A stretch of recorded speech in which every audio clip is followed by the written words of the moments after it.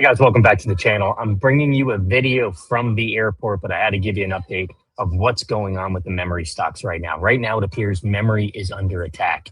It's across the board. It's not just Micron, but it's Micron, Western Digital, SanDisk, SanDisk, even Samsung and SK Hynix, all reacting negatively to the turbo quant news yesterday. So I want to dive in and show you the performance of Micron and also jump over and just take a look at a couple articles that came out, one from Morgan Stanley and one from Mizuho, earlier today, talking about the state of affairs with memory. So let's dive in. Let's get started. If you haven't already, hit like and subscribe to the channel. All right, guys, first let's start. Let's just jump over and take a look at how Micron is performing today. Definitely didn't hold the 380 level that I mentioned last night. We broke through that immediately this morning. Gap down. It's coming back a little bit right now. We're at 362. We were pushing closer to 360, but this is the next support level after 380. And if it appears based on all of the noise in the market that Micron is finding that next support of 360. We'll see how the stock does the rest of the day.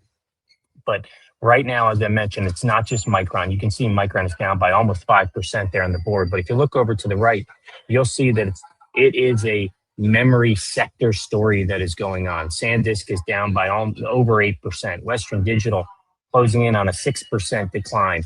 If you look further down, Seagate is down by over 5%. And even if you look at our Korean friends, Samsung was down, SK Hynix is down. This has been an attack on memory players, all fear, concerns about turbo quant and other issues in the market that are driving these stocks down right now.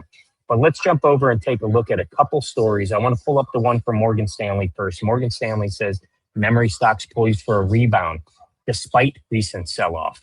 And if we scroll into that article, it is based on one of their analysts. He mentions here that their Morgan Stanley Bank reiterated its overweight rating for Micron Technology and SanDisk and is arguing that the current weakness represents a healthy correction rather than a fundamental shift in market dynamics.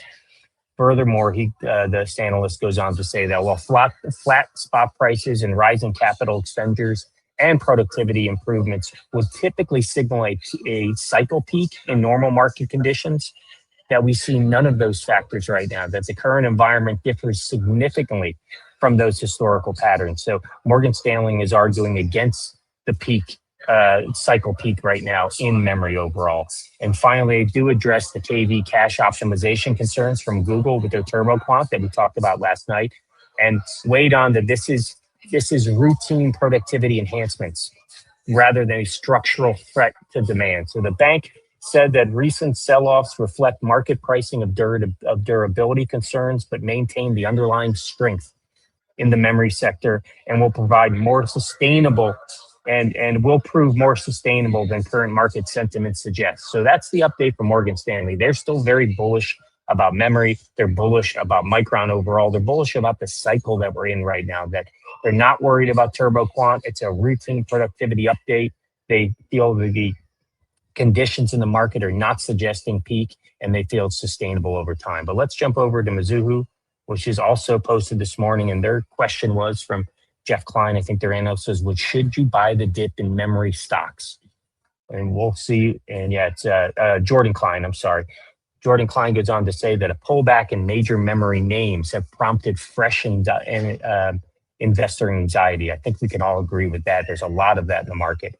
But he argues that weakness more looks like an opportunity than a turning point. If you go down further, he mentions, and this was a critical thing here. This was something I think we don't look at. I mentioned last night, we live in short windows. We need to appreciate the longer duration of time. But if you look here, what Jordan calls out is that these sell-offs happen every few months.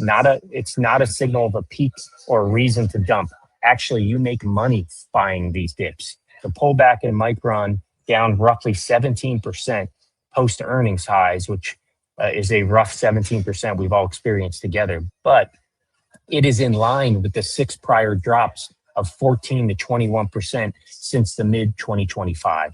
And Klein goes on to say that over the same period of time, the stock is still up over 200%, underscoring the sector's volatility overall.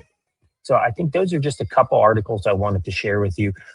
Just bring some more sentiment. You see, we're starting to grow a little bit, back up to 364 now, but it could be a rough day for us Micron fans and for us memory stock holders, not just Micron, but SanDisk, Western Digital, as well as Seagate. We could have to buckle up our seatbelt, like I said the other day, and be ready for a ride today until the market flushes out this fear around turbo quant and what it potentially could do.